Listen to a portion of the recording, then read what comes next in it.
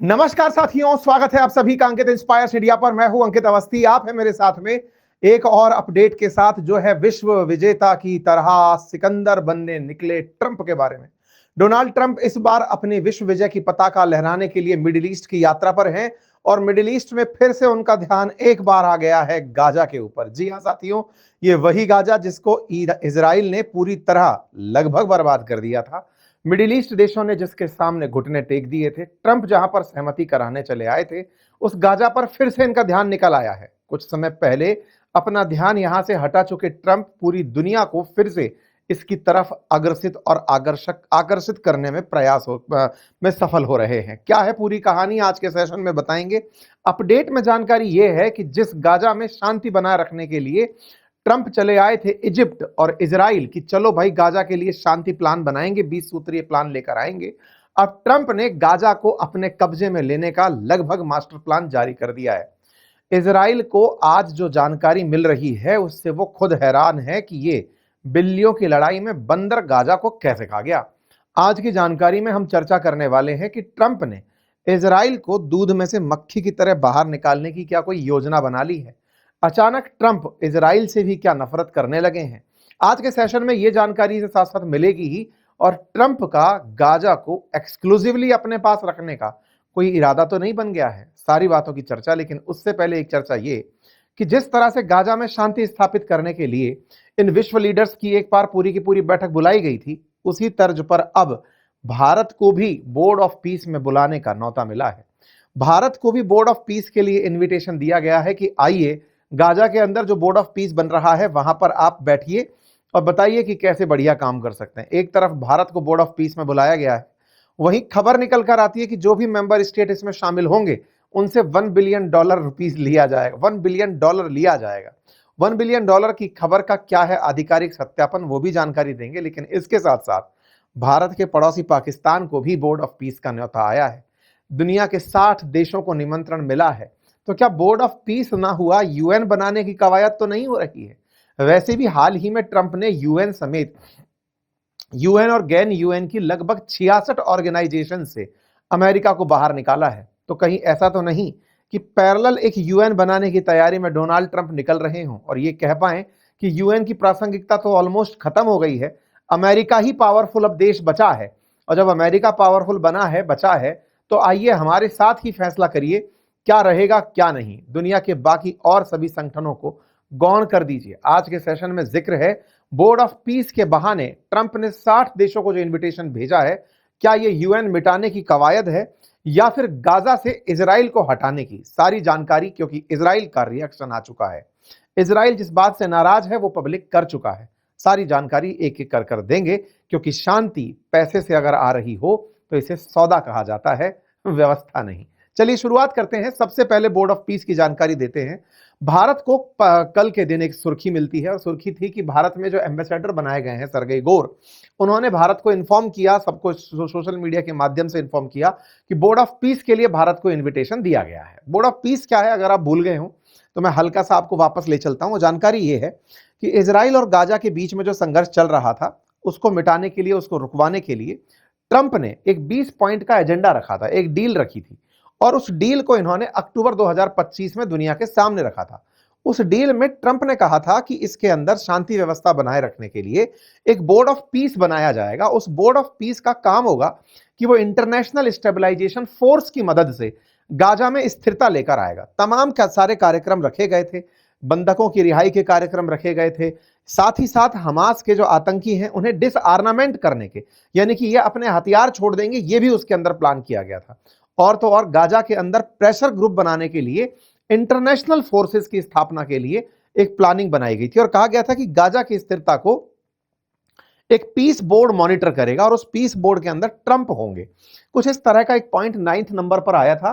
Gaza governed territorially by the technocratic Palestinian committee under an international board including former UK prime minister Tony Blair and led by Trump. यानी Trump सबसे ऊपर होंगे, फिर Tony Blair होंगे और इनकी एक अपने आप में कमेटी होगी, इंटरनेशनल बोर्ड के तरीके से जानी जाएगी। उसके अंडर में एक टेक्नोक्रेटिक बॉडी काम करेगी, पैलेस्टीनियन कमेटी, वो गाजा के अंदर प्रस्ताव मतलब सारे काम करने का काम करेगी। इस तरह से ट्रंप ने 20 सूत्रीय जो काम दिया था उसमें से 9 नंबर पॉइंट पर यह बात लिखी हुई थी। इस बात को बकायदा इन्होंने 13 अक्टूबर 2025 के दिन जो शर्म अल शेख इजिप्ट के अंदर बैठक बुलाई गई पीस प्लान के नाम पर, पीस 2025 के नाम पर, अक्टूबर 2025 में, उसमें दुनिया भर के कई नेता, कई European leaders, Turkish leaders, middle east के नेता, इन सबको बुला करके, या फिर ये कहिए कि सारे प्रेशर ग्रुप्स को इकट्ठा करके कहा गया कि अब गाजा के अंदर स्थिरता लाने का यह प्लान होगा। जिस समय यह घोषणा हुई थी, हमने आपको उस समय भी बताया था, यह केवल और केवल मिडिल ईस्ट कंट्रियों का बेवकूफ बना दिया गया है और कुछ नहीं है। उन लोगों से मुस्लिम ब्रदरहुड का पूरा एडवांटेज ट्रंप लेकर चले गए हैं, उनको डराकर उनके सारे डर का व्यापार ट्रंप करके ले गए हैं।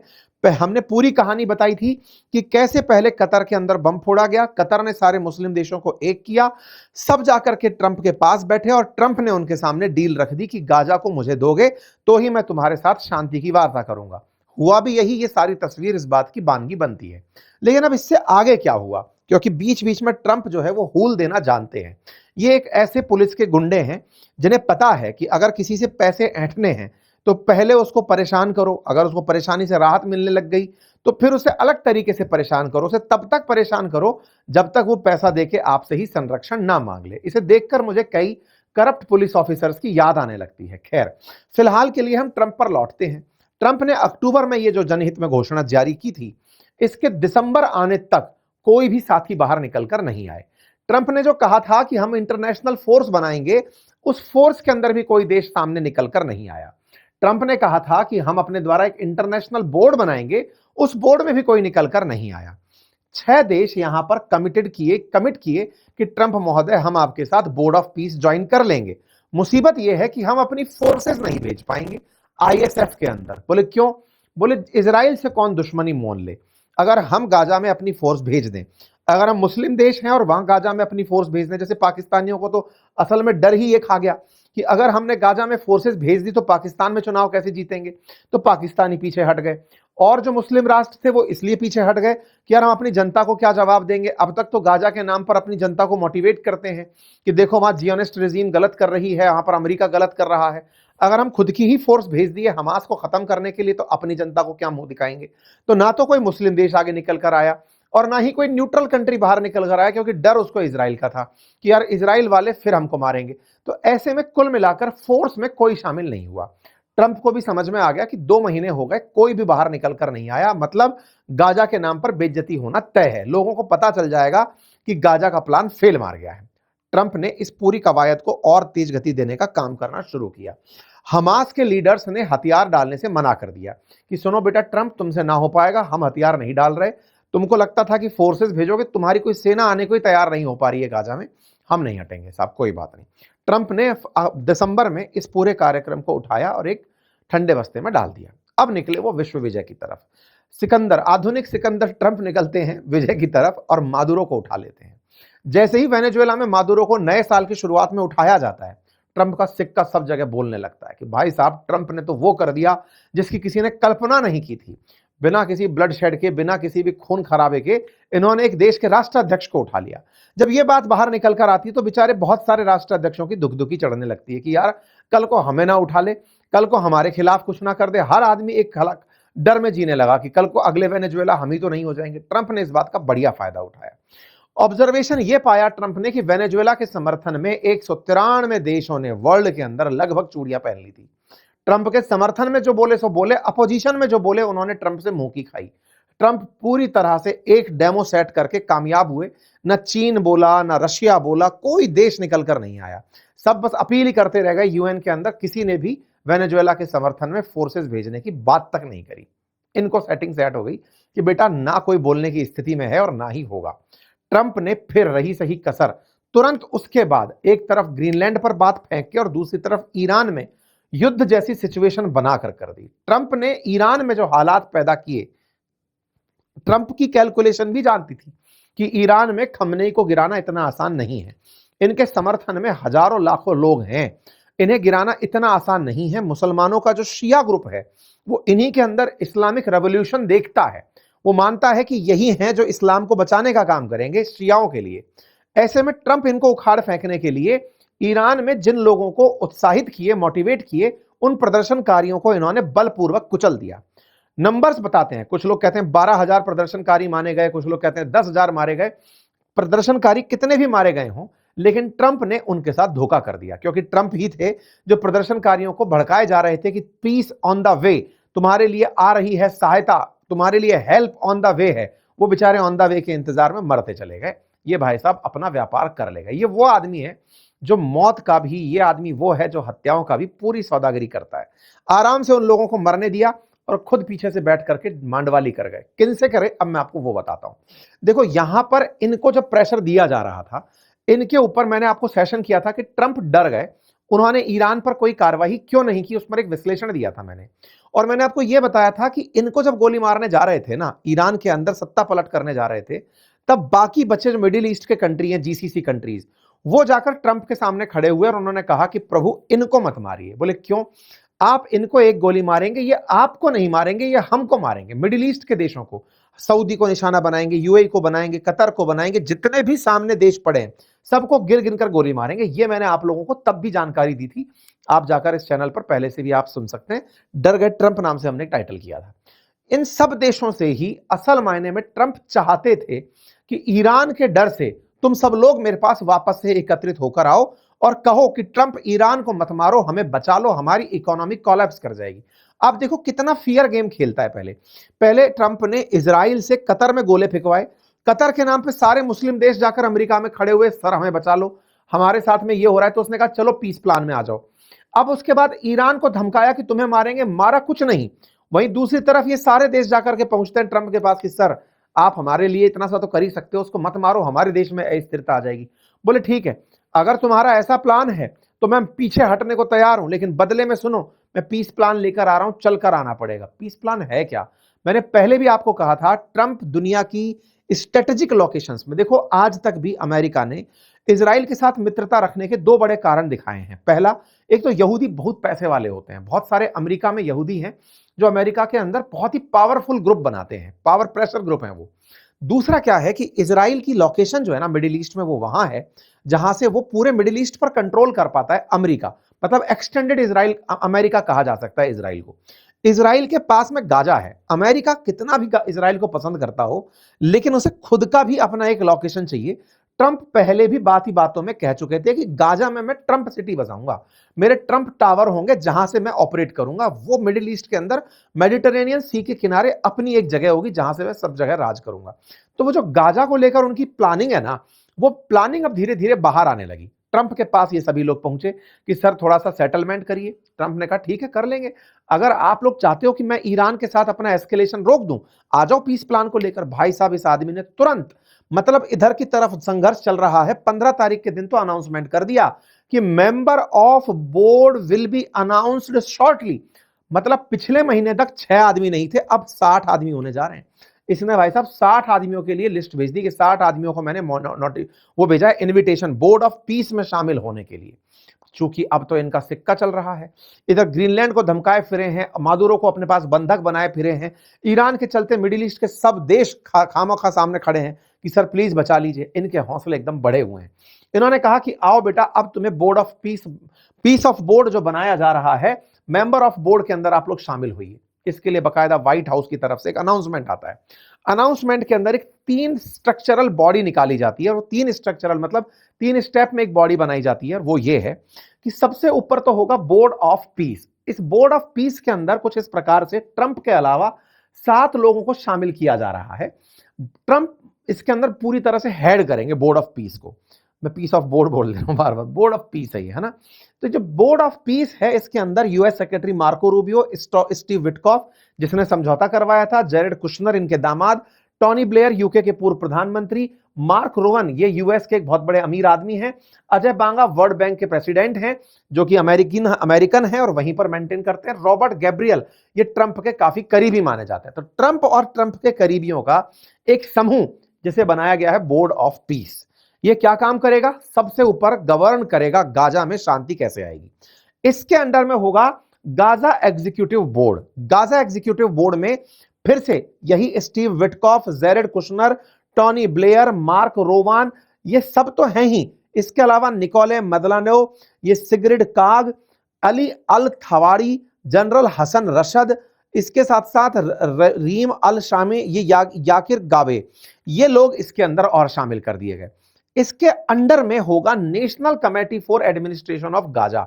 यहां से आप समझें सबसे ऊपर बोर्ड ऑफ पीस, उसके बाद में गाजा एग्जीक्यूटिव बोर्ड, उसके बाद में national committee for administration of Gaza. ये national committee for administration of जो गाजा है ना, इसके अंदर जो लोग शामिल किए गए हैं ये असल में गाजा के ही लोग हैं और इसमें 12 सदस्यीय टीम बनाई गई है। इसमें एक फिलिस्तीन का टेक्नोक्रेट है जिसका नाम है डॉक्टर अली शाद। बड़ा इंटरेस्टिंग मामला है। असल में फिलिस्तीन दो ही जगह बचा है, एक वेस्ट बैंक में और एक गाजा में। वेस्ट बैंक के अंदर फतह का शासन चलता है, गाजा के अंदर हमास का शासन चलता है। तो इंटरनेशनली दिखाया क्या जाता है कि हम फिलिस्तीनियों को मौका दे रहे हैं। असल मायने में वेस्ट बैंक के जो लोग हैं ना वो प्रो वेस्ट हैं। प्रो वेस्ट मतलब अमेरिका के सहयोगी तरह से माने जाते हैं। तो वेस्ट बैंक थोड़ा सा ज्यादा मॉडरेट माना जाता है, लिबरल माना जाता है। वहां से बहुत सारे लोग अमेरिका हितैषी बनके अमेरिका में बैठे हुए हैं, अमेरिका के समर्थन में बातें करते हैं। उनमें से ये एक आदमी को उठा लाए, बस उसके पास नाम का फिलिस्तीन है, उसके अंडर में 12 लोगों का नाम दे दिया कि तुम लोग चलकर गाजा को बसाओ। और इसमें एक मेजर जनरल है जिसका नाम है सामी नस्मान, जिससे पूरी तरह से हमास नफरत करता है। उसको मेजर जनरल बनाकर कहा गया है कि गाजा की पुलिस व्यवस्था अब तुम्हारे हाथ में होगी।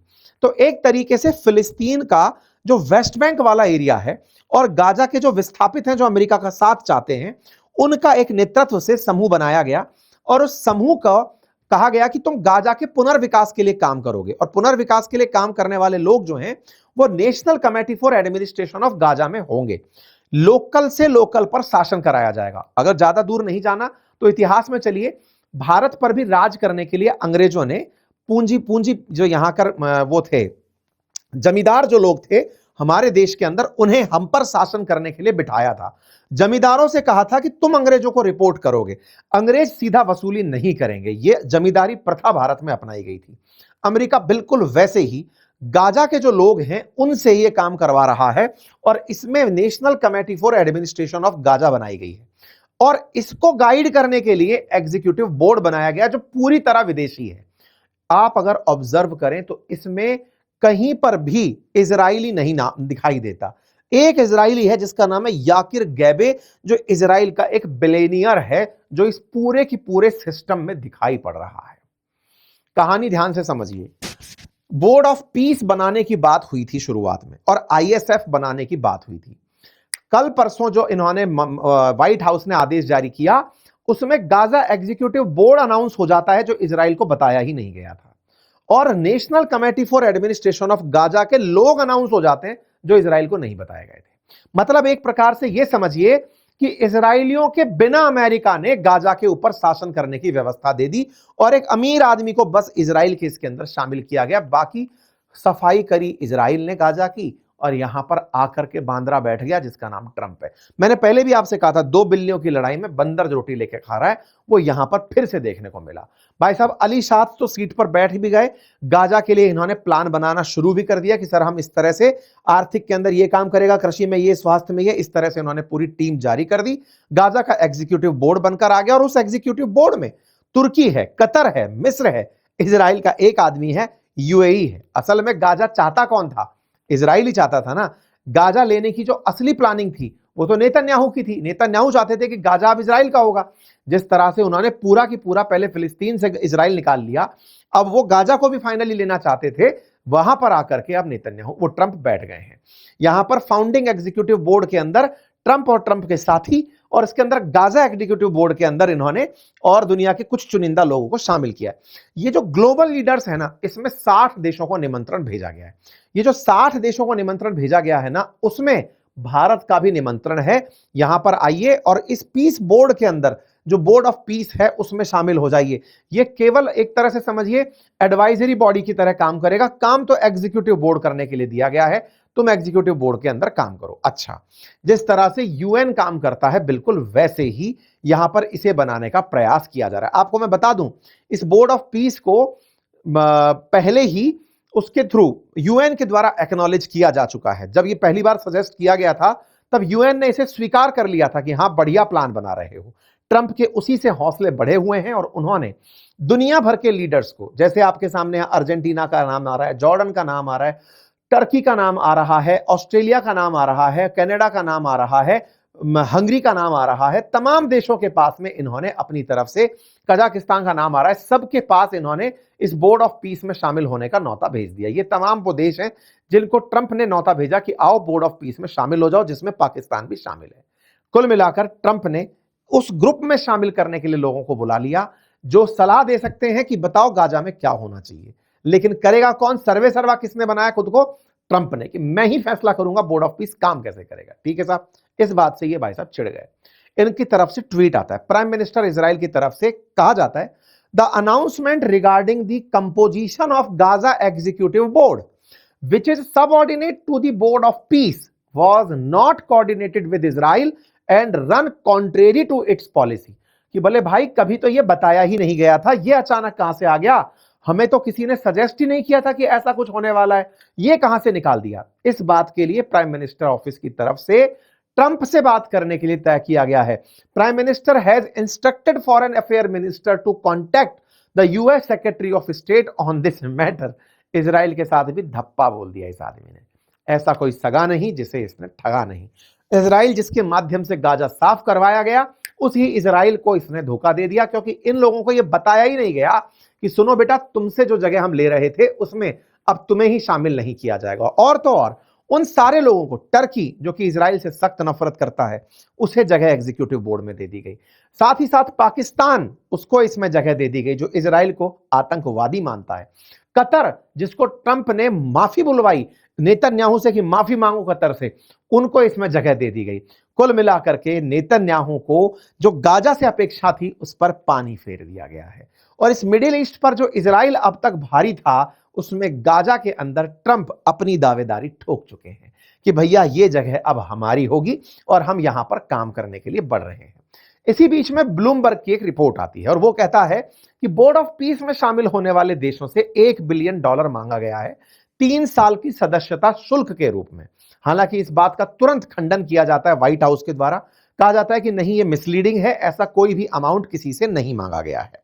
व्हाइट हाउस ने इस बात का खंडन करते हुए कहा कि हम प्रॉस्पेरिटी के लिए काम करेंगे, ऐसा कुछ भी नहीं है। लेकिन वास्तविकता यह थी कि चूंकि पीस के नाम पर अभी यहां पर कंस्ट्रक्शन होना है, गाजा की सफाई होनी है, मलबा हटना है, नया निर्माण होना है, सड़कें, नाली, अस्पताल सब बनने हैं। ऐसे पैसा कहां से आएगा, फंड कहां से होगा? ये ब्लूमबर्ग की खबर तो सही थी, लेकिन अंतरराष्ट्रीय प्रक्रिया के चलते अमेरिका इससे पीछे हट गया। वास्तविकता में इन सब देशों से पैसा लगवाने की प्लानिंग थी कि सफाई में पैसा लगाओ और फिर नया इस यहां पर गाजा बसाओ। खैर, भारत की तरफ से इस पर कोई प्रतिक्रिया नहीं आई। इंटरेस्टिंग है, भारत की तरफ से भी नहीं आई और 60 देशों में से केवल एक हंगरी बाहर निकल कर आया है जिसने कहा है हम स्वीकार करते हैं। फूका हंगरी। लेकिन इसके अलावा कोई और देश पब्लिकली सामने निकलकर अभी तक नहीं आया जिसने यह कहा हो कि हां ट्रंप, हम आपके इस पीस प्लान में मेंबर बनना चाहते हैं। बड़ा सवाल बनता है कि भाई ऐसा क्या हो रहा है, वर्ल्ड लीडर्स इतना कॉशियस क्यों हो रहे हैं ट्रंप के इस प्लान में एंट्री करने से? बोर्ड ऑफ पीस में जाना क्यों नहीं चाहते? आंसर तलाशने निकलते हैं तो चर्चा पता चलती है कि असल मायने में ट्रंप गाजा के नाम पर यूएन के पैरेलल एक संस्था खड़ा करना चाहते हैं। यूएन को वो अप्रासंगिक दिखाना चाहते हैं। वो दिखाना चाहते हैं कि रशिया यूक्रेन युद्ध को यूएन नहीं रुकवा पाया, लेकिन अमेरिका चाहे तो रुकवा सकता है। वो दिखाना चाहते हैं कि इजराइल गाजा युद्ध को यूएन नहीं रुकवा पाया, अमेरिका रुकवाया। भारत पाकिस्तान युद्ध को यूएन नहीं, अमेरिका रुकवाया। हर जगह दुनिया में जो वो 8 युद्ध रुकवाने का नाम लेते हैं, वो असल में कहना यही चाहते हैं कि यूएन के अंदर बैठे हुए परमानेंट 5 मेंबर्स का कोई महत्व नहीं है, क्योंकि ट्रंप असल में अब फ्रांस से, ब्रिटेन से तो नफरत करना शुरू कर ही चुके हैं और कट्टर विरोधी चीन और अमेरिका, चीन और रशिया वहां बैठे हैं।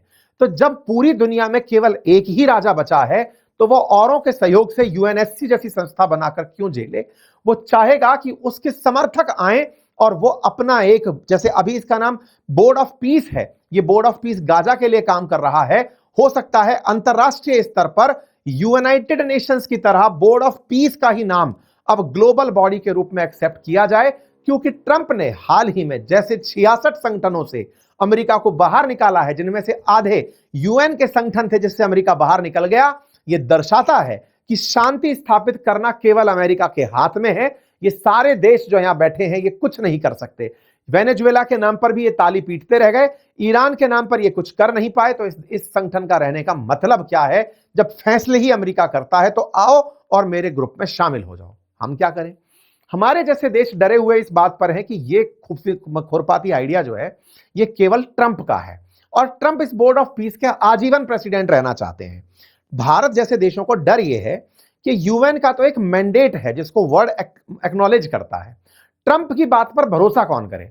2 साल बाद सत्ता बदल जाएगी अमेरिका में नए राष्ट्रपति आएंगे, वो वापस से यूएन भागेंगे। ऐसे में इसके साथ में पूरा डिप्लोमेटिक मजाक बनकर रह जाएगा। ऐसे में यूएन के स्थान पर अमेरिकी पहल के अंदर ज्वाइन करने से दुनिया भर के देश फिलहाल डर रहे हैं। वो यहां पर गाजा में शांति चाहते हैं, ये तो सच है, लेकिन कहीं इस गाजा की शांति के नाम पर अमेरिका को और हवा ना दे दें, 60 देश शामिल होकर के यूएन के पैरेलल एक और संगठन को खड़ा ना कर दें। इस वजह से अभी तक कोई भी रिएक्शन देने से डर रहा है। लेकिन ट्रंप तो ट्रंप है, निकले हुए हैं अपनी जिद पर, चाहते हैं कि मैं पूरी दुनिया से कहलवा दूं कि हां केवल ट्रंप ही इस दुनिया के लिए बचे हैं। बाकी आप लोग इस विषय पर क्या सोचते हैं, अपनी राय जरूर दीजिए। क्या आपको भी लगता है कि इजराइल के बहाने अमेरिका ने दुनिया के सामने एक ऐसा दांव फेंक दिया है बोर्ड ऑफ पीस के नाम पर जो यूएन को खा जाएगा? अगर आप भी इस बात पर थोड़ा सा यकीन रखते हैं, अदरवाइज इससे कुछ और थॉट रखते हैं, कमेंट बॉक्स में अपनी राय जरूर दीजिएगा। चैनल पर नए हैं तो सब्सक्राइब कर लीजिए ताकि भविष्य में जो भी अपडेट आएगा वो हम आप तक पहुंचा पाएंगे। साथियों, इसके साथ साथ हमारे एप्लीकेशन बातें बाजार की और अपनी पाठशाला, इसके लिंक कमेंट बॉक्स में पिन है। बातें बाजार की एप्लीकेशन पर स्टॉक मार्केट, जिसमें आप इन्वेस्टमेंट कैसे कर सकते हैं, बेहतरीन इंट्राडे ट्रेड कैसे ले सकते हैं, साथ ही साथ म्यूचुअल फंड में कैसे आप इन्वेस्टमेंट कर सकते हैं, इसका कंप्लीट कोर्स हमने बनाकर डाला हुआ है। आप जाएं, उसे अपनी आवश्यकता के अनुसार खरीदें, चेक करें, आपके लिए उपयोगी होगा। निश्चित ही आप उससे कुछ गेन करेंगे, यह हमें विश्वास है। फिलहाल के लिए इतना ही। अपना ख्याल रखें। बहुत बहुत धन्यवाद।